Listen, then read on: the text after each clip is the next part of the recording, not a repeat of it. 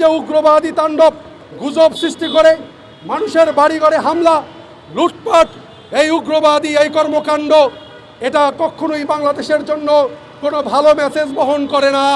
আজকে জুলাইয়ের আন্দোলনের পরে আমাদের মাননীয় সেনাপ্রধান, মাননীয় উপদেষ্টা, তারা বলছেন আপনারা স্বাধীন, এখন আপনারা কথা বলতে পারবেন, আপনারা যে কোনো মত প্রকাশের স্বাধীনতা রয়েছে। আমরা মনে করছিলাম যে আমরা বাংলাদেশের মানুষ, আমরা নির্বিঘ্নে নিশ্চিন্তে আমরা বসবাস করতে পারবো, আমরা আমাদের অধিকার পাবো, আমাদের মৌলিক অধিকার প্রতিষ্ঠিত হবে, আমরা সেখানে কথা বলতে পারবো।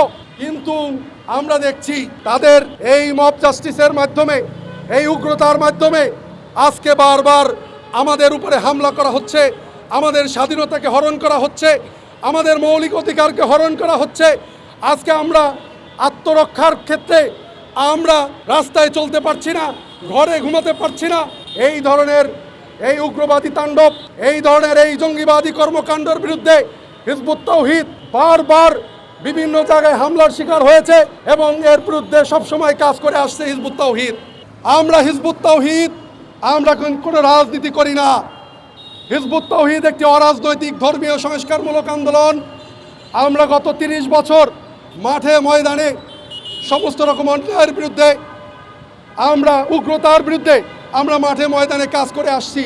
হিজবুত তাওহীদ এই গত 30 বছরে একটা আইন ভঙ্গের কাজ করে নাই, একটা অপরাধ সংগঠিত হয় এরকম কোনো কর্মকাণ্ড করে নাই, বাংলাদেশের আইন লঙ্ঘন হয় এরকম একটা ঘটনা হিজবুত তাওহীদ বাংলাদেশের কোথাও ঘটায় নাই। কিন্তু তারপরেও হিজবুত তাওহীদের উপরে বারবার অন্যায় করা হয়েছে, হিজবুত তাওহীদের উপরে বারবার হামলা করা হয়েছে, কিন্তু আমরা প্রশাসনের কাছ থেকে কোনো ধরনের সঠিক বিচার পাই নাই। বাংলাদেশের এই বিচার ব্যবস্থাহীনতা যদি চলতে থাকে তাহলে এই বাংলাদেশ পৃথিবীর সামনে একটা জঙ্গি রাষ্ট্র হিসেবে প্রমাণিত হবে, একটা উগ্রবাদী রাষ্ট্র হিসেবে প্রমাণিত হবে, একটা জঙ্গি রাষ্ট্র হিসাবে উপস্থাপিত হবে।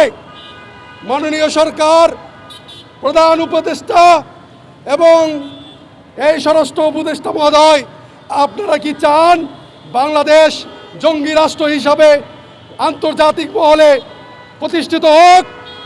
আশা করি আপনারা চাইবেন না। হিজবুত তাওহীদ ইসলামের প্রকৃত আকীদা নিয়ে দাঁড়িয়েছে, আল্লাহ রসুলের কথা বলছে মাঠে ময়দানে। আমরা কোনো রাজনীতি করছি না। আপনাদের নেতাকর্মীরা যদি এইভাবে বিভিন্ন জায়গায় সন্ত্রাসী কর্মকাণ্ড করে, যদি আমাদের হিজবুত তাওহীদের বাড়িঘরে হামলা চালিয়ে লুটপাট করে, তাহলে এই ঘটনা আপনাদের বিরুদ্ধে যাবে। আপনারা মাঠে ময়দানে আপনাদের সম্পর্কে একটা ভুল মেসেজ যাবে। আপনারা রাজনীতি করেন, আপনাদের এই রাজনীতির আপনারা পরাজিত হবেন।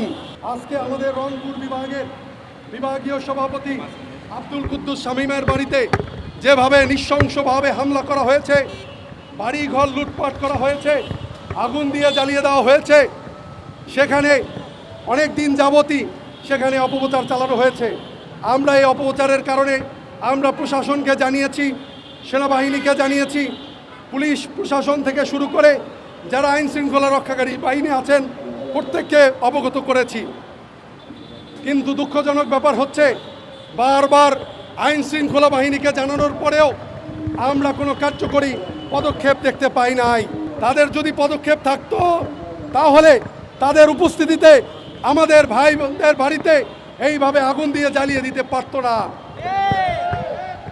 এই উগ্রবাদ এটা ইসলাম নয়, এই জঙ্গিবাদ এটা ইসলাম নয়, এই ধর্ম ব্যবসা এটা আল্লাহ রসুলের প্রকৃত ইসলাম নয়।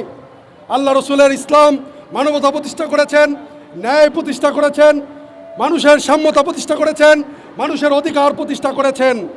কিন্তু আজকে ইসলামের নামে এই উগ্রবাদী কর্মকাণ্ড, এই মানুষকে জ্বালিয়ে পুড়িয়ে হত্যা করা, এই জঙ্গিবাদী কর্মকাণ্ড পরিচালিত করা, এইগুলো আজকে ইসলাম সম্পর্কে একটা ভুল মেসেজ, ভুল আইডিয়া সমস্ত পৃথিবীতে ছড়িয়ে যাচ্ছে। এটা আল্লাহ রসুলের ইসলাম নয়।